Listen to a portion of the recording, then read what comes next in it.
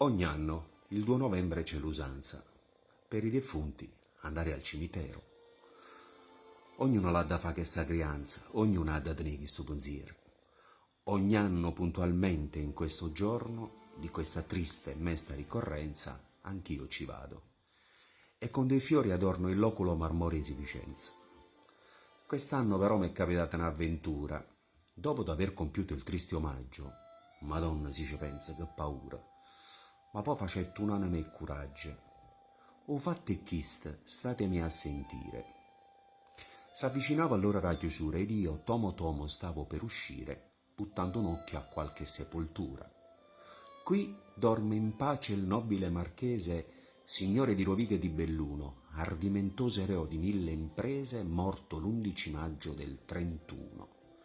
Nu stemma qua la corona in coppa a tutto, sotto una croce fatta di lampadina, 3 mazze rose con una lista a lutta, cannela, cannalotta e 6 lumina. Proprio azzeccata a tomba e su signora c'è stava nata tomba, piccerella, abbandonata, senza manco un fiore, e per segno solamente una crocella. E in coppa a croce appena si leggeva, Esposito Gennaro nel turbino. Guardandola che pena mi faceva, sto morto senza manco un lumino. Questa è la vita, capo a me pensaia, che ha avuto tante e chi non aveva niente.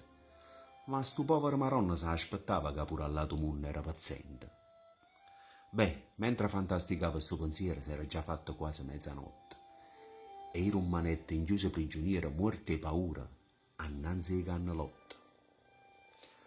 Tutt'hanno tratto che vega lontano due ombre avvicinarsi a parte mia, pensaia. Su fatto a me mi pare strano, sto ingosciatato rorma o è fantasia? Ate che fantasia, ero marchese, co tuba a caramella e co pastrana, che là t'ha preso a esso un brutto arnese tutto fatente e con una scopa a mano, e che è certamente Don Gennaro, un morto poverillo, lo scupatore. In da stu fatti non ci vede chiara, son morta e si ritirano a quest'ora. Potevano stare quasi a palma, quando il marchese si fermaia in botta, s'avota e tomo tomo, calmo calmo, dicette a Don Gennaro: Giovanotto, da voi vorrei saper vile carogna, con quale ardire e come avete osato di farvi seppellir per mia vergogna accanto a me che sono un blasonato? La casta è casta e va sì rispettato, ma voi perdeste il senso e la misura, la vostra salma andava sì inumata, ma seppellita nella spazzatura. Ancora oltre sopportar non posso la vostra vicinanza puzzolente, far dopo quindi che cerchiate un posto tra i vostri pari, tra la vostra gente. Signor Marchese, non è colpa mia, e non v'avesse fatto questo torto. Mia moglie è stata a fare sta fesseria. E che poteva fare se era morta? Se fosse vivo faria contenta. Pigliasse la casciolella che qua tosse e proprio m'ubbì. In questo momento me ne trasesse rindanata fossa.